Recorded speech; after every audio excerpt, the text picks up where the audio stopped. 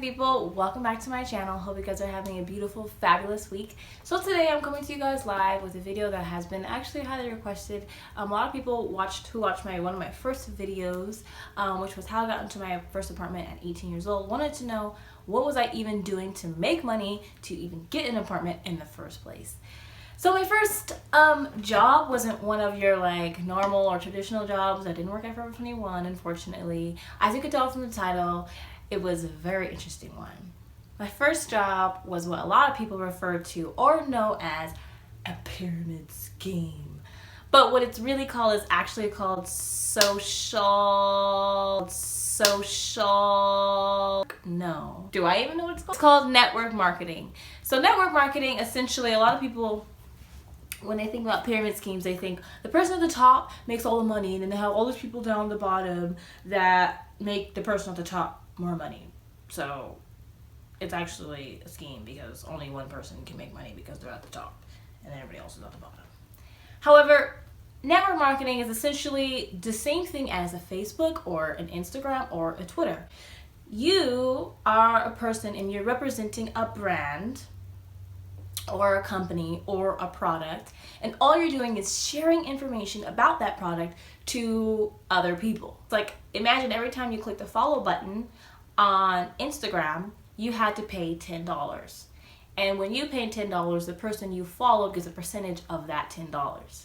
So now your job is to get a whole bunch of people to follow you, so that way, obviously, you can make some money. But every time someone signs up, they have to pay. So that's essentially, in a nutshell, very, very, very quick way of explaining network marketing. Anyways, that's getting besides the point. This video isn't to explain what network marketing is and why it is or isn't a pyramid scheme. It's just to tell you my story on my network marketing experience. So if you're ready, let's get into it. Alright, so this was summer of 2014. When I went to summer school, I met a guy named, should I use real names? Sam. So Sam was a really cool guy, and actually when I first met him, I kind of actually had a crush on him. I thought he was really cute, and everyone thought he liked me because him and I, like, we hung out all the time, okay? By the way, Sam, if you're watching this, it wasn't even like, you know that I did not have a crush on you. So during summer school, we had these like excursion courses where you kind of like had to like climb ropes and do all this crazy stuff. It was so much fun. So that's what I was doing, and I was with this girl named Kathy. So Kathy and I were at this excursion course, and we met Sam. And Sam, like, he thought that me and Kathy were like the coordinators, just because our personality, of course. So he like asked us like for permission or to turn in a paper or something like that. Long story short, we ended up being really cool. So we would obviously keep running into each other like on campus and things like that. And every time we saw each other, we just like, you know, we would talk, we would chat, blah, blah, blah, blah, blah. And then later down the line, I think we ended up exchanging numbers, obviously because we were friends. So during, when summer school was over, we all went back home. So when I got home, I got a text message from him saying, "Hey Clarice, I'm working on this really huge project and I really want to share it with you. I think you would really like it and be really interested in it." In my head, because I'm a creative person, I thought that he was some kind of graphic designer or an artist or some kind of videographer, and he wanted to show me something really cool. So I was like, awesome, like, okay. And so he was like, well, let's set up a time so we can like video chat while you watch it, because I wanted to like see your reaction and talk about it with you. And I was like, oh, okay, cool, no problem. Like, that sounds awesome. I got in a huge fight with my dad. So he had sent the link to me while I was in the middle of the fight. So I was like, okay, like, I can't call you right now because I just got in a huge fight with my dad and I'm moving out. Like, that kind of deal, like, you know, all dramatic. He was like, oh my God, I hope everything's okay. Like, I mean, maybe we can meet up later. We can, you know, meet up later, set a different time so we can watch the video together. And I was just like, yeah, we can do it later. So time went by. I was on Facebook and I came across a message. I had never clicked on it. So I was like, oh, let me watch it. So I clicked on it and I watched it. And it was like a video of like a woman with these like drinks in her hand, and she's like dancing, and it was like fast music, and they were talking about this drink that she had in her hand, and I was just like, so me and him, we would see each other on campus very often, and he had a scooter. So he like would scoot by. I remember specifically there was one day me and him met up on campus. We were both done with classes or waiting to go to a class or something. And we met up and I was like, yo, Sam, like, what is up with that weird video that you sent me? I know exactly what it is. He was like, what do you think it is? And I was like, it's a pyramid scheme. You're trying to get me into some pyramid scheme thing. And he was like, oh my God. And I was like, yeah, oh my God. Yeah, you're trying to get me to a pyramid scheme. I know exactly what those are because I was going to sign up for one in high school. So I felt like I was a pro, you know, like I almost did one of those things. I know what that is. Like, those are stupid. And he was just like, no, Clarice, this is nothing like that. This is like really legit. A couple of people who actually go to our school do it. There's like 2 black girls who actually joined this company that I'm in. And actually one girl got a Mercedes, another girl got a BMW. When I heard black girl, BMW, Mercedes in this company, I was like, now you're talking my language. Okay, so now I'm interested. So he told me, but he's like, the thing is, you have to come to one of our meetings. Like, you have to come, you have to meet my mentor. And then he starts edifying his mentor, talking about how amazing he is. His mentor, specifically, he was graduating from law school, was a professional soccer player. He was just like a genius, and he was black. So I was like, all these people are black, and I can relate to that. This sounds really awesome. This is something I want to be a part of. Okay. You know how, like, say you're gonna sign up for something and you're like, yeah, I'm totally gonna go. You don't go. That was totally me. So every time he had like an event, he would like text me and I would like not text back. So I totally like blew him off like 3 or 4 times. And then finally, there was one day specifically. Oh my God.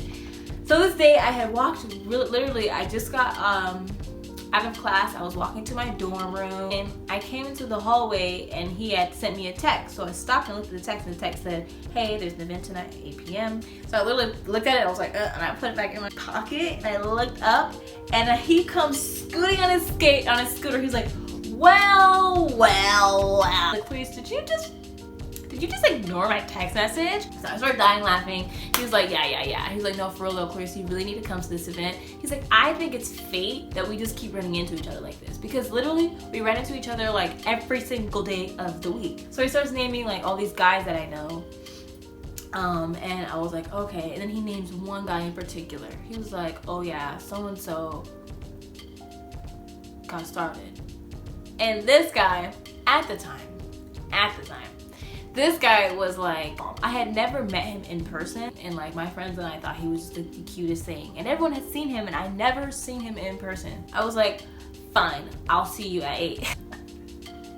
And then God works mysterious ways. And I headed down there on my bike.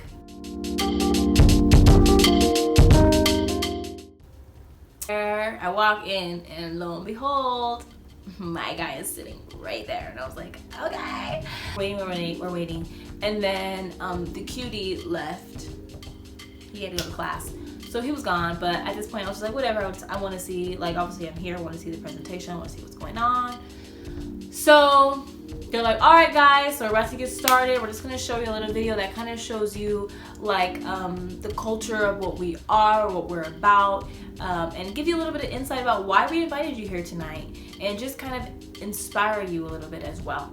So I was like, okay, that sounds like a really cool intro. Let's do this. So they turn the lights off and they turn this video on.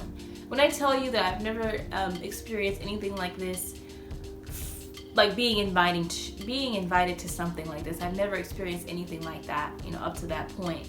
And the video, can't really explain it, but it was kind of relating to college students and college students being in college and kind of just doing things that they didn't want to do because they felt that that was the right route. And it kind of was sparking something in me because, like I told you guys before, I'm going to this college and I was an aspiring interior designer. My school didn't have interior design or nothing like that offered. So I totally related to this video. So it was kind of talking about that, and in a nutshell, it really inspired me. It kind of got me a little bit emotional. Basically, the pitch was opportunity. The pitch was another way of making money and thinking about our lives and spending and investing our time and our money. So after that, they had a couple of speakers actually speak to us about their personal stories on, you know, the company, their success stories, how they got started, kind of like what I'm telling you now, and then once they got started, and then everything after that. So the first girl who talked, it was, I can't remember her name, I'd never seen her in my life, and I've never seen her since that day, but it was, she was a black girl, she was really pretty, she was like light skinned with curly hair, and she was pregnant, and she was literally sitting at home on her bed. It was an uvu, obviously on the TV screen. It was like an uvu chat. She was just telling us her story. So she told us how she got started, blah, blah, blah. But what got me was that she said, now, she says, I work from home. I drive a brand new Mercedes. I make residual income. So after they were done talking, they're like, okay, if you have any questions, if you want to get started, just call one of us and we'll be able to help you out. I was like, Sam, come here. How do I make money? And then he starts like asking all these questions like, well, how did you like it? What did you like best about it? I was like, it doesn't matter about if I liked it. Well, tell me how I make money. That's all I want to know.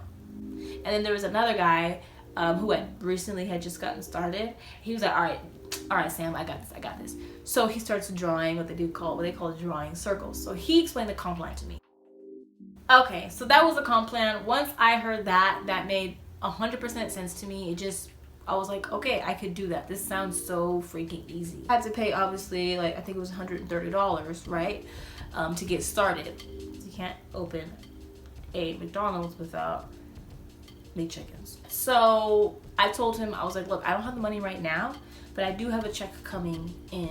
I do have a check at home, and I'm gonna cash that, and then I'll call you. He was like, oh, well, let's go do it right now. I said, no.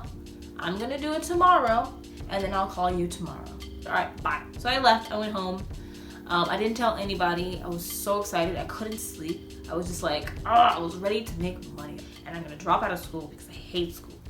So I go home, next day I wake up, cash the check, call him, boom. That night we meet up, me, him, and the mentor who trained with the LA Galaxies, he had the BMW, we all meet up in the same library that night. So I give them the money, and then they're like, all right, cool, so do you have any friends? Let's call your friends. Oh yeah, my roommate. I was like, we can just go back to my room, and then I can introduce you guys to my roommate, and then you guys can do everything. And they're like, okay, cool. So we go back to my room, we meet my roommate, she's my best friend, she's my sister, her name's Ruby, and they were texting me.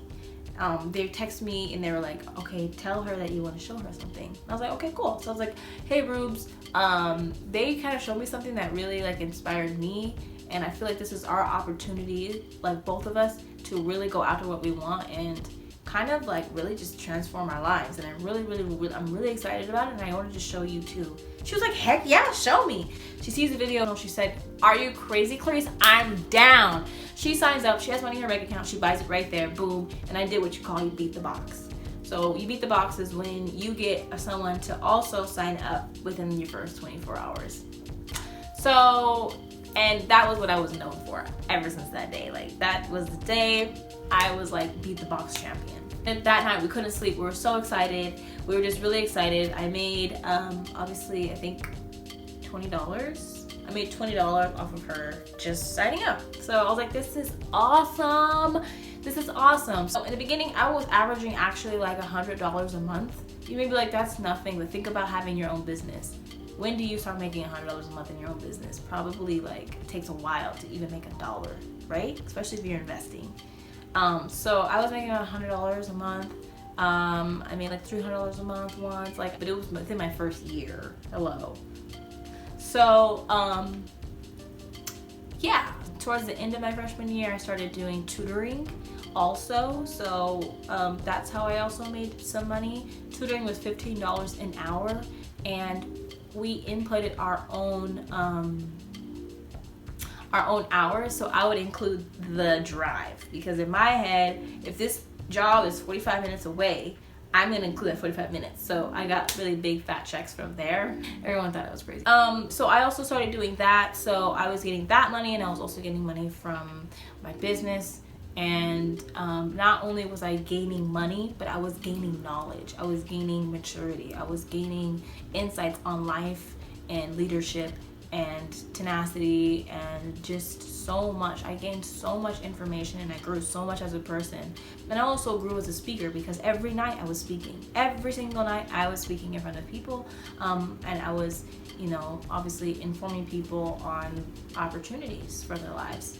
But I met someone who was really, really big in that company. He was like the guy, they call him Mr. International. When I met him, literally my life completely transformed. I love the way he spoke. He was very inspirational. He was so relatable. He was so personable. But you're probably wondering, okay, well, do you still do it? And if not, why did you stop? So I want to say around the 1 year mark, the company was having some problems. So the company basically was frozen.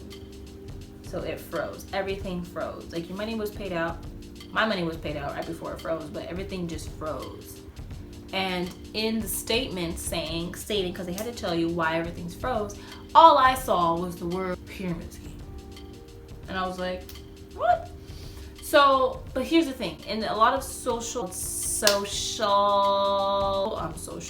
lot of network marketing companies, there are so many complaints. Think about every single person that quits, they complain and complain. So it was basically under investigation to make sure that it was not a pyramid scheme. Everyone switched over. It was literally within 5 days, everyone switched over to a brand new company. Let me explain the comp plan. I can't even explain the comp plan to you, but for the new company, because it was so complicated. It wasn't that I didn't want to get started, because obviously all I had to do was learn the comp plan, which I did one day, but I don't really remember. But it was this one conversation that I had, and it was it was an accumulation of a couple of things, but it was this one thing for me that totally just made me stop. So we went to an event for the new company. Afterwards, everyone was just walking around the lobby, walking. So I had seen one of my mentors, one of the ones that I told you guys about earlier that I really looked up to and I just absolutely loved. He asked me hey Clarice, how do you like everything? Were you confused? Do you need help with anything else? And I kind of just told him, I was like, yeah, the comp plan was just a little bit confusing and I really want to kind of understand it much better. And then he asked me, what was your rank in the last company? I told him my rank and he was like, okay, speak to your upline. And he patted me on the back and walked away. In that moment, I felt very disrespected. I didn't expect him right then and there to stop what he's doing and explain it to me. But all he had to say was, keep trying. I'm pretty sure you'll get used to it. He could have said something. He didn't have to say that. And in that moment, when he said that to me, that made me think that he felt that I wasn't worth his time, right? That I wasn't important. And I felt like as a leader, that was the absolute wrong way to handle that conversation. It was, I know I shouldn't take it personal, and I know how he is. He's a very funny person. But even still, at the end of the day, he kind of knew me and he knew that I was very dedicated. And that's one thing that I really don't like, when people know how dedicated I am and how passionate I am, and they take it for granted and they treat me as if I'm someone who's not. I may not be exactly where you want me to be, but I'll get there. And that if you tell me how to get there, I'll do it. That's the kind of person that I am, and he knows that. So I was like, okay, wow. The one person that I like, the one person that I look up to just disrespected me, I'm gone. So, in a nutshell, that was one of my first jobs, and because of that job, it literally taught me so much. And I will honestly, truly say I wouldn't be the person I am today. I probably wouldn't be an interior designer to this day had I not did that job and learned everything that I've learned from it. And I still go back to the trainings and all the stuff that I've learned from that company. One of my most favorite speakers in the whole wide world is Jim Rohn. I listen to Jim Rohn literally religiously. I could recite every single recording that you could find of his word for word. So if you don't know who Jim Rohn is, definitely get involved in him. But yeah, so in a nutshell, that was my first job, and that was what I did my freshman year all the way leading up until the beginning of sophomore year of college. But if you have any questions, like there's any more information that you want to know about my experience, just comment down below, or you can reach me on my Instagram, ClareceFancy, my Snapchat, ClareceFancy. I'm always here for open-ended questions and to respond and talk to you guys. Thank you so much. I thank every single subscriber that I've gotten over the past year. I love you guys so much, and together let's design a fancy life.